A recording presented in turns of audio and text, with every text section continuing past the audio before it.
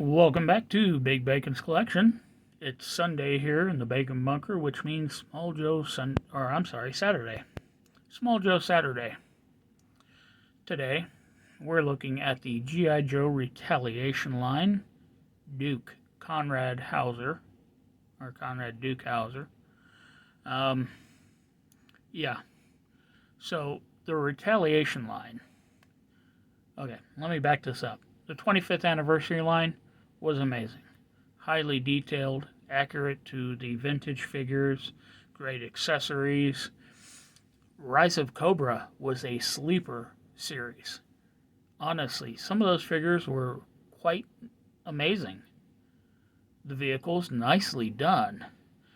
And then they got to Retaliation and they cheaped out on us. Crappy accessories. Basic generic figures that look nothing like their appearances in the film.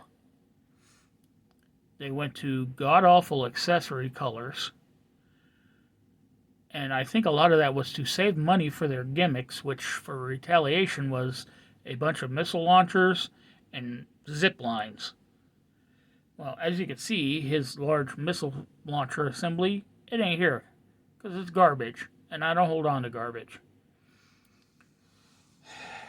As always, we're going to start with the accessories. We're going to move on to the figure, check the articulation, deck him out, and get him on the shelf. This is the only accessory that I kept for this figure. It's the only one that actually looks like a decent rifle. The sculpt on it is not terrible, but it's a very cheap plastic. And to save money, they left hollow points in it, like they did many of their vehicles and all sorts of other things. No paint done in it. Like I said, a really odd color. But it's still better than Snake Eyes' katana. We'll get to that someday. So on to the figure. Oh, yeah, Retaliation was also the line where they decided stands were no longer necessary. Now the head sculpt, it looks like... It kind of looks like Channing Tatum. But honestly, I think because they had the mold from the last series, they just started busting out heads from it again. Sculpt-wise, not terrible. A little bit of mist paint up here along the hairline. The body, okay, he's wearing what looks like just a jumpsuit, a full-body jumpsuit, all done in a basic, almost military green. I've got no problem with that. He's got these really bright, shiny, but tarnished looking, like tarnished stainless steel plates on it. You know what? I can even get behind that. Knee pads are done the same way. They gave him duck boots. Flippin' waterproof duck boots, not combat boots. Black tactical gloves. Plating on the back, I guess for reinforcement. But here's my issue. They gave him straps up here for his armor. Come around, secure it onto the back. They gave him a belt. Comes all the way around. They gave him straps on his sides, which are not terribly detailed. I mean, they're not bad looking. Comes up, around, and goes to nothing. These sculptors are high. The paint issue, or the tarnished look on this, I don't know if it's just the paint coming off showing the green through it.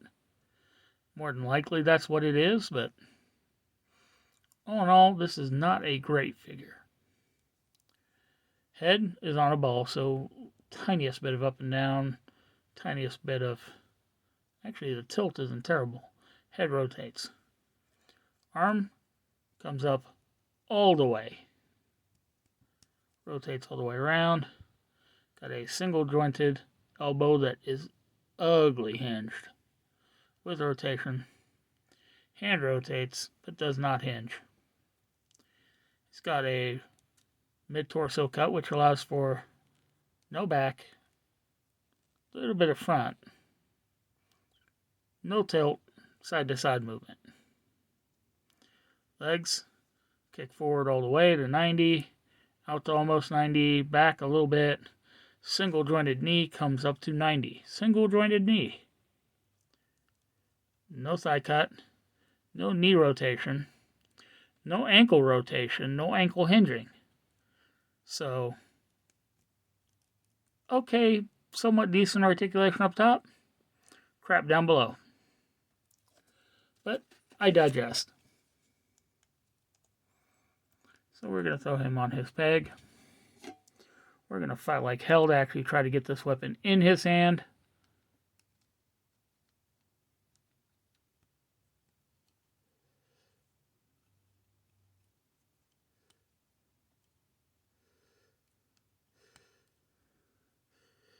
And there we have him.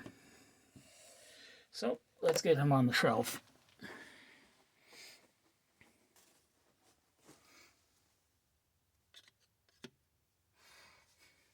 All in all, a rather disappointing addition to the shelf, but there he is.